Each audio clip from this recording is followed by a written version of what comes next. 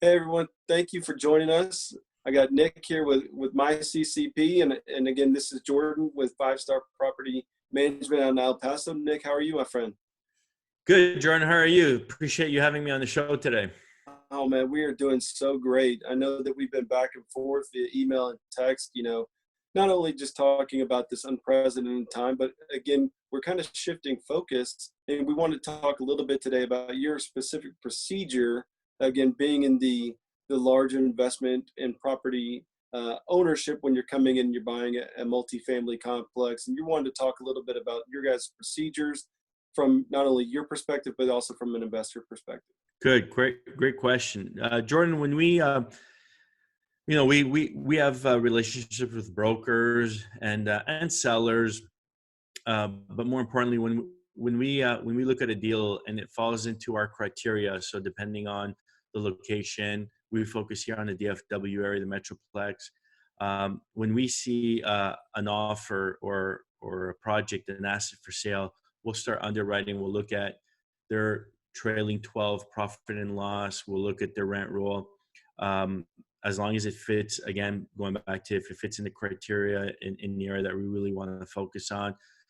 After that, what we'll do is we'll actually drive by the property. We'll check out all the other properties that are around there in the area, and we'll run our analysis. We'll underwrite it.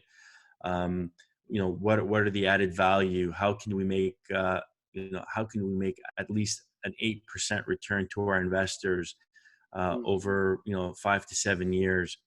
And then what we'll do is we'll tag team with our property manager, a company that manages some of our other properties, and we'll say, hey, this is what kind of a budget I'm looking at. What do you guys think? And then they'll do their market analysis when we've already done our market analysis. And what that means is we've looked at what are the current rents for that property and what are the current rents in the surrounding properties, right? And then we'll make sure that we're comparing apples to apples. So in other words, if it's a classic unit, meaning the unit has never been upgraded, that's one rent. If they've upgraded it where it's got maybe new countertops, resurfaced countertops, or they've got stainless steel appliances, all that counts because you're paying a premium for that. Gotcha. Then what we'll do is we'll put a budget together and we'll figure, okay, it's worth X amount. We'll put an offer in. We've talked to the insurance companies to get a good quote because the three most expensive items for a multifamily unit is property taxes. We'll make sure to figure out what are the try to estimate the best property tax number. Insurance costs. We know that Texas is expensive with insurance, and then payroll. Right, those are the three most expensive.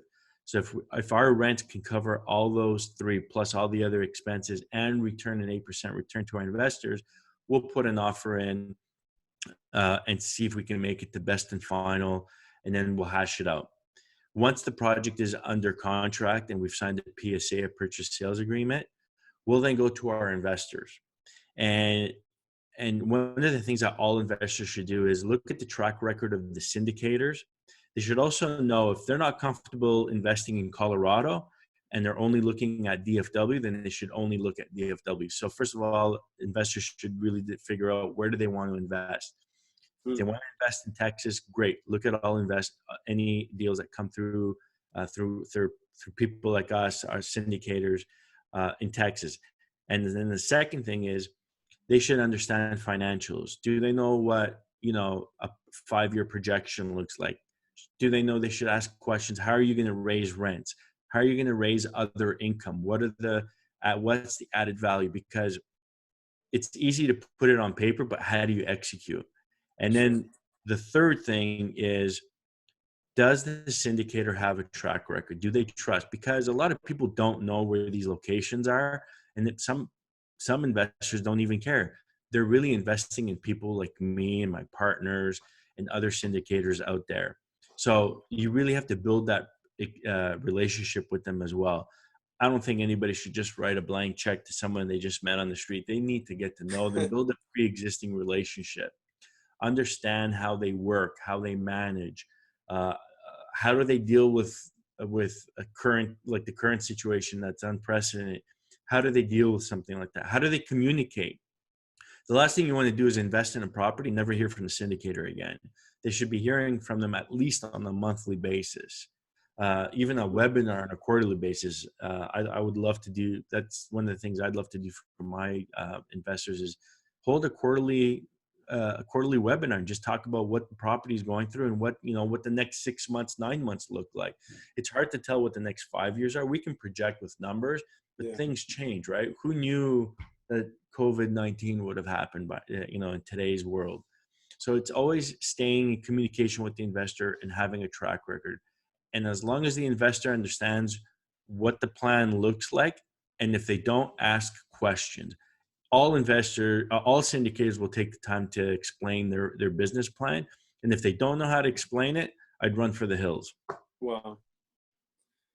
And so whenever the biggest thing that I'm consistently hearing in our conversations is just the open forms of communication from the syndicate to the investor, and honestly, the other way on the other end of the spectrum to the property manager to even tenants, as we talked about, last week, you were talking about that as well. So it just sounds like, you want to be, if you're going to be in a partnership, you need to be in partnership with somebody who's got open lines of communication that's willing to continually check in. Oh, absolutely. And it's very transparent, right? There you go. You never want to tell your investors, oops, and when it's too late. Always forewarn them. Hey, we think this is what's going to happen in the next 3 months, right? These are the issues we're seeing that are coming up, and then this is what we're going to do. Be proactive. This is the proactive action we're going to take, so that they know that you're on top of it. So when things maybe go bad, hopefully they don't, but if something major happens, they're not caught by surprise. That, Yeah. Hey, we knew this was coming up. This is what you tried. It didn't work. And you just continued. This is what we're going to continue trying to do to either bring up rent, occupancy. When there's no issues, everybody's happy because everybody's getting their distribution on a quarterly basis. It's when things start to happen that we have no control of.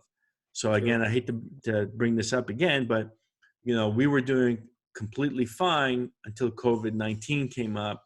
Now we're waiting for the first week of April because it happened after March 1st. Everybody paid their rent in March. Now we're going to wait. What's happening in April? And we're working with our tenants. We sent them letters.